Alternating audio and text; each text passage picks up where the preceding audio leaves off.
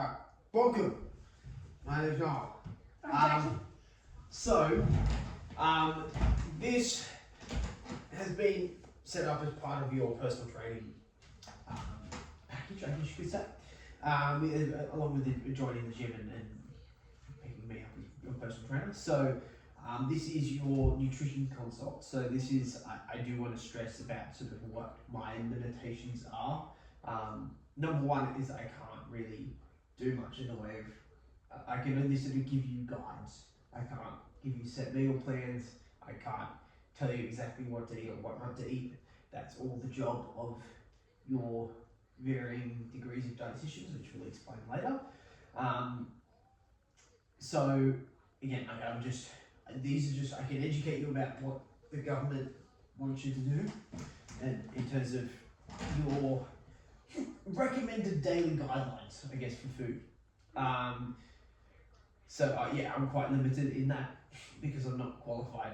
My job is to help you lift weights, and less so about helping you know how to eat. Mm-hmm. So in front of you there, you have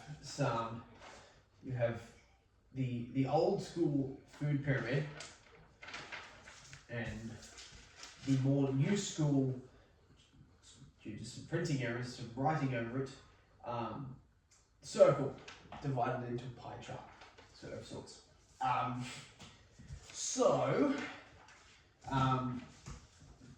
In terms of numbers, this is what your recommended daily serves of the 5 major food groups. So there's 5 major food groups being vegetables / legumes / beans, fruits, grains like cereals and breads, etc. Lean meats, poultry, fish, eggs, nuts, seeds, and legumes as well.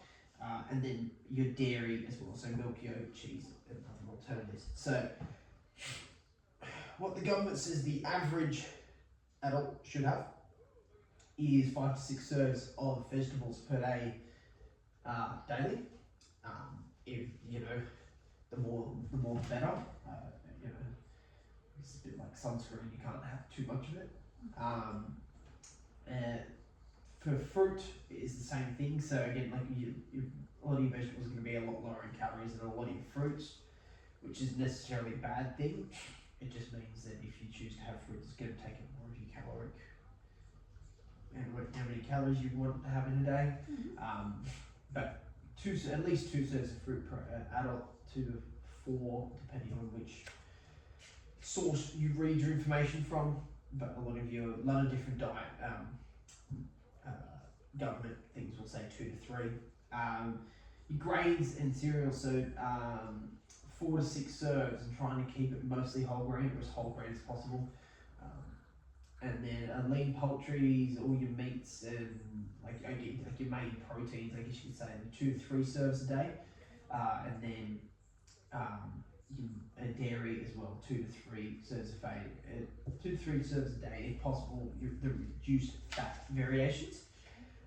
So what I'm going to do now is I'm going to, because the printer isn't working, show you some examples of what that is going to look like in terms of average studies work. I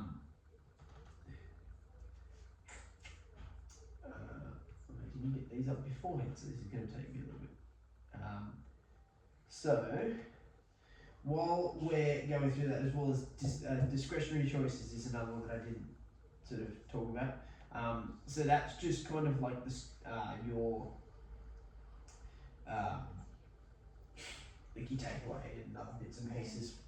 They say sort of keep that to almost like 2 to 3 serves a week rather than per day. But I feel like as we're, as a society, developing, there is more and more of those, like better ways to eat your takeaway that you can still fit everything into those areas there. So generally, discretionary foods are classified as ones that are high in saturated fat, added sugars, salt, or alcohol, and are not necessary for a healthy diet. So you don't need to eat them. Examples include cakes, biscuits, fried foods, sugary drinks.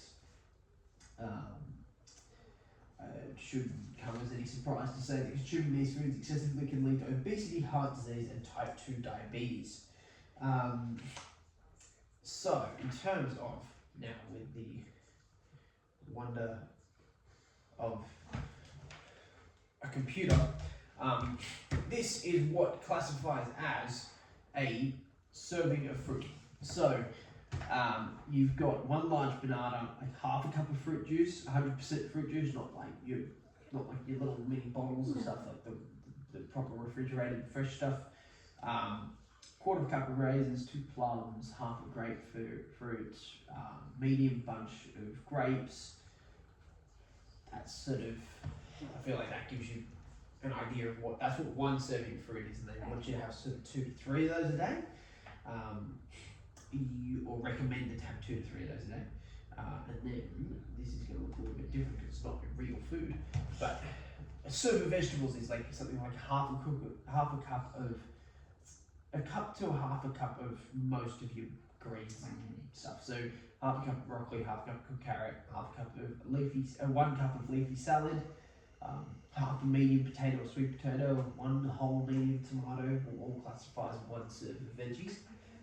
Again, so they want you to have 5 to 6 of those a day, broken up throughout the day, ideally, in an ideal world, which we don't live in. Serving of grains is going to look more like 1 piece of bread, 5 whole wheat crackers, 3 cups of popcorn, and 1 cup of cold cereal. Cold cereal as compared to warm cereal. I thought it was all at room temperature, but hey, here we are. Yeah. Client educated me on what stuff is. There you go. 1 serve of meat is a lot less than what I thought it was. 65 grams of cooked red meat, which you don't need to worry about. 80 grams of cooked poultry, which you also don't need to worry about. None of the cooked meat stuff you really need to worry about. That's a foreshadowing, isn't it? At least I know what a serve is. Yes. And then lastly, dairy. So 1 cup of milk is classified as a serve of dairy. Alternatively, 1 cup of plant-based milk with 100 milligrams of calcium per 100 mils. Half a cup of cottage cheese, 2 slices of regular cheese, or about 40 grams. A small tub of yogurt, not yogurt, alternative yogurt. That's all that. I feel like, with the discretionary choices stuff, I feel like that's all. I think like that. There's no serving size for those.